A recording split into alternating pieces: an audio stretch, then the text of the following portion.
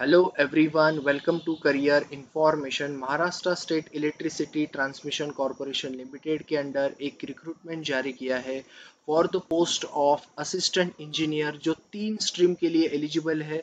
3 technical stream. सबसे पहली जो है वो इलेक्ट्रिकल, जो यहाँ पे ट्रांसमिशन लिखा है।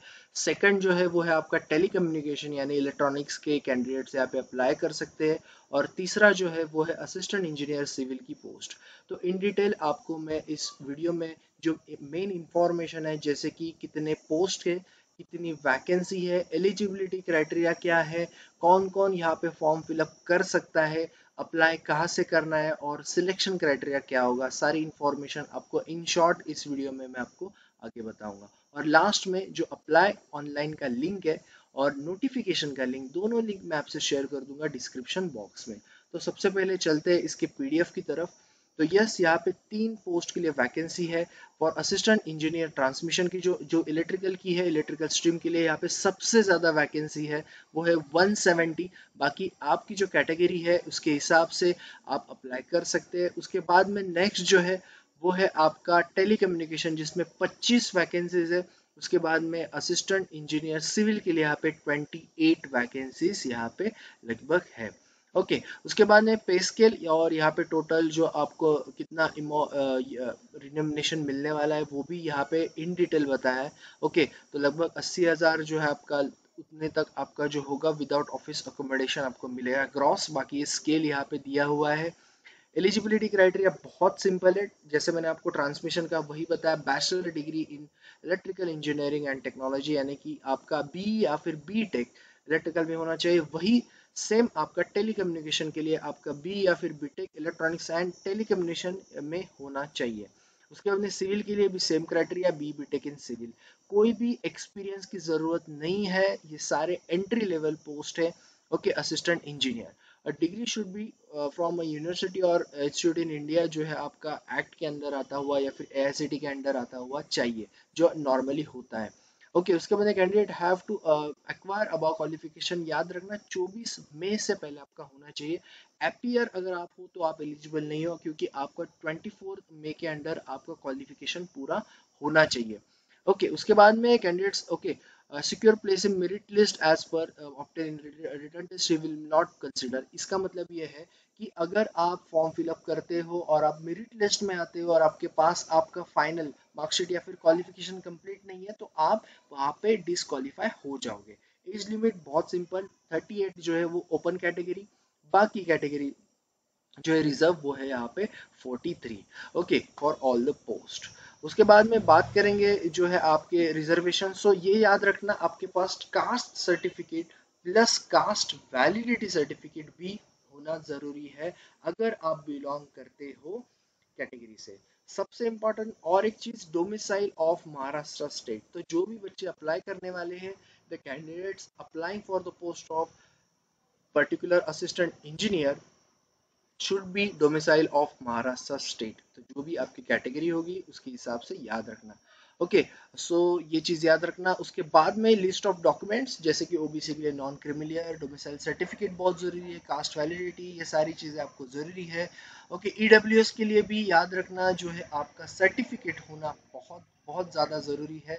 ओके, ये चीज याद रखना। उसके बाद में नेक्स्ट जो आपका है वो है मेथोडोलॉजी फॉर सिलेक्शन। तो बहुत सिंपल है, ऑनलाइन टेस्ट होगा आपका, जो होगा सीबीटी, जिसको हम बोलते हैं कंप्यूटर बेस्ड टेस्ट या फिर ऑनलाइन टेस्ट।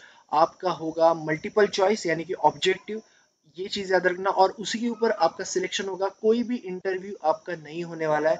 आपका जब हो जाएगा जो आपका टेस्ट, उसके बाद में आपका मेरिट लिस्ट लगेगा और बाद में आपका डॉक्यूमेंट वेरिफिकेशन और आपका मेडिकल जो भी है एग्जामिनेशन होगा, जो एज पर होता है गवर्नमेंट रूल। ओके, और एक सबसे इंपॉर्टेंट चीज, online test will be include test of Marathi language. तो ये चीज याद रखना कि उसमें मराठी लैंग्वेज के भी कुछ क्वेश्चंस ग्रामेटिकली आपको पूछे जाएंगे for testing your Marathi language. So taking into consideration the performance in online test, select list will be prepared. So drawing list जो होगी सिलेक्शन, वो होगा आपका out of 150 marks obtain in online test will be converted into 100, यानी कि 150 marks का आपका ये पेपर होगा, जिसको कन्वर्ट किया जाएगा 100 मार्क्स में। और 100 मार्क्स के हिसाब से आपके क्या होंगे, मेरिट लिस्ट जाहिर किए जाएंगे। सबसे इम्पोर्टेंट जो है आपकी मेरिट लिस्ट जो है वो सिलेक्शन और वेटिंग लिस्ट भी लगती है।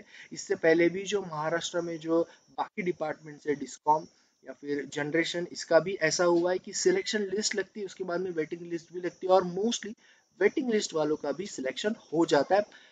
एश्योरिटी नहीं है लेकिन हो जाता है। Normally selection process will be followed prescribed above. Okay, तो ये चीज है। उसके बाद में penalty for wrong answer, yes there will be 1/4 यानी कि 0.25 ओके परसेंट। ये चीज याद रखना, आपका जो है मार्क्स डिडक्ट होंगे। ओके, उसके बाद में अगर आप लेफ्ट बैंक करते हो तो आंसर नहीं देते हो तो कोई भी डिडक्शन नहीं होगा, ये तो सारे एग्जाम में होता है।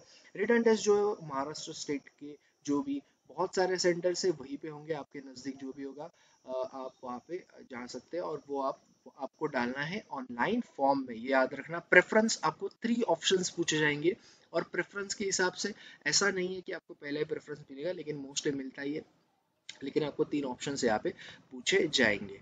ओके, उसके बाद में नेक्स्ट जो है 700 रुपये जो फीस है वो ओपन कैटेगरी, रिजर्व के लिए 350 रुपीज यहाँ पे फीस है, नॉन रिफंडेबल। ये चीज याद रखना। How to apply, so apply कहाँ से करना है? अप्लाई आपको करना है यही से शुरू। Okay, click here for new registration पे क्लिक करना है, और आपको शुरुआत करनी है। 4 तारीख से ऑलरेडी फॉर्म फिलअप करना शुरू हो चुका है। 24 will be the last date, यानी कि 12-13 दिन अभी भी आपके पास है। क्या क्या चीजें जरूरी है ऑनलाइन एप्लीकेशन के लिए? ओके, लिंक तो खैर मैंने आपको शेयर कर दी डिस्क्रिप्शन में। सो आपको मैं बताता हूँ कि क्या क्या आपको जरूरी है। फोटोग्राफ, सिग्नेचर, थंब इम्प्रेशन और हैंड रिटन डिक्लेरेशन। अभी बात करेंगे कितनी कितनी साइज में आपको जरूरी है फॉर्म फिलअप करने से पहले, मैं आपको आगे उसके जो है इंफॉर्मेशन इन डिटेल आपको आगे बताऊंगा। ओके, सो एप्लीकेशन प्रोसीजर जो है, आपको click here for new registration जैसे मैंने आपको बताया वहां से शुरू करना है। दोनों लिंक मैंने आपसे शेयर किए, एक पहला आपका पीडीएफ का और दूसरा ऑनलाइन एप्लीकेशन का। ओके, उसके बाद में आपको सेव नेक्स्ट करना है, आपकी जो भी इंफॉर्मेशन है वहाँ पे फिलअप करनी है। पेमेंट जो फीस है आपको क्या करना है, आपको करनी है ऑनलाइन ही पेज। ओके, फीस पे करनी है, ये चीज़ याद रखना। ओके, उसके बाद में yes, after completing the procedure online exam, online application form, take a print out. Okay, जो भी होगा 1 copy of online application form and payment receipt along with registration number, password are to be written with the future। Okay, तो आपको कोई भी यहाँ पे है ऑफलाइन कुछ भी नहीं भेजना है, ऑनलाइन आपको अप्लाई करना है। फॉर्म फिलअप करने के बाद एक प्रिंट आपके पास फॉर अ सेफर साइड आप निकाल के रखो, रिसिप्ट भी आपके पास आप निकाल के रखो, ताकि आपके पास एक रेफरेंस रहे। ओके, जो हर एग्जाम में होता ही है या फिर हर रिक्रूटमेंट में होता है। उसके बाद में instruction for appearing for online जो है आपका टेस्ट, तो वैलिड कार्ड, आपका कॉल लेटर, उसके बाद में passport size photograph, photo ID. खैर ये तो जो भी एग्जाम है उसके लिए तो आपको जरूरी है ही। Okay, for female candidates name should be, तो वो नेम का भी आपको देखना है, फीमेल कैंडिडेट जो भी मैरिड अनमैरिड उसके हिसाब से। Okay, so female candidates who have change first और लास्ट टाइम जो भी होगा middle name, if they okay will be allowed only if they produce the original gazetted notification, या फिर मैरिज सर्टिफिकेट या फिर एफिडेविट आपको जरूरी है। सो टेंटेटिव डेट जो है वो जून जुलाई यानी कि जून के एंडिंग में या फिर जुलाई के स्टार्टिंग में आपका होने के चांसेस है। 2 घंटे का ये जो है आपका एग्जाम रहेगा। 150 मार्क्स, 100 मार्क्स का आपको बाद में वो जो है आपका चेंज हो जाएगा, कन्वर्ट हो जाएगा, ये चीज़ याद रखना। ओके, डोमिसाइल ऑफ महाराष्ट्र ये बहुत जरूरी है, अगेन आपको मैं बता रहा हूँ। उसके बाद में जो नेक्स्ट है आपको नॉलेज होना चाहिए मराठी, क्योंकि मराठी भी आपका टेस्ट में आएगा। बात करेंगे फोटोग्राफ, तो आपका होना चाहिए कितने केबी तक, तो 50 केबी तक। Signature left hand hand written, signature की सबसे पहले बात करूंगा 10 से 20 केबी के अंडर, पिक्सल्स भी यहाँ पे दिए हैं, 20 से 50 केबी के अंडर आपका व्हाइट पेपर पे लेफ्ट थंब इम्प्रेशन। याद रखना साइन ब्लैक इंक पेन से ही करना। उसके बाद में जो है आपका हैंड रिटन नोट, मैं आपको बताता हूँ क्या लिखना है। वो आपका 100 के बी तक चलेगा, आपको क्या लिखना है वो मैं आपको आगे बताऊंगा। याद रखना सिग्नेचर हैंड रिटन डिक्लेरेशन जो है वो रनिंग हैंड राइटिंग में ही चाहिए, ना ही आपके कोई कैपिटल लेटर्स या फिर ऐसा कुछ आपको जरूरी है। ओके, तो ये था पूरा इंफॉर्मेशन रिगार्डिंग दैट। ओके, सो आपको इसी तरह से इसको फॉर्म को फिलअप करना है। ओके, बाकी अगर कोई क्वेरी तो आप पूछ सकते हो। ओके, बाकी तो इसकी ज़रूरत है नहीं।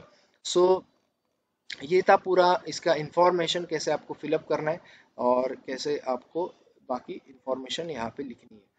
ओके, अगर कोई क्वेरी है तो आप पूछ सकते हो कमेंट बॉक्स में। बाकी मैंने तीनों लिंक आपको जो है शेयर कर दी है, दोनों लिंक सॉरी। ओके, बाकी yes, hand written and left thumb and signature and photograph आप बस ये रेडी रखिए, क्योंकि बहुत ज़रूरी है आपको फॉर्म फिलअप करते टाइम उसको साथ में रखना, तभी आप फॉर्म फिलअप कर पाओगे अच्छे से। बाकी ये चैनल को आप सब्सक्राइब करो, बहुत सारे ऐसे ही नोटिफिकेशन जो गवर्नमेंट या फिर नॉन गवर्नमेंट यानी कि technical, non technical, private, government sectors के ऑफिशियल आपको यहाँ पे मिलते रहेंगे। और एक चीज़, रेशन कार्ड और ड्राइविंग लाइसेंस अभी कंसिडर नहीं होता है मोस्ट ऑफ द टाइम, सो ये चीज़ भी आप याद रखना। ओके, ओके, सो ये था पूरा information. So thank you all the best, and कोई क्वेरी है तो आप पूछ सकते हो। एंड यस, बाकी चैनल को सब्सक्राइब, लाइक एंड शेयर करते रहो। Thank you all.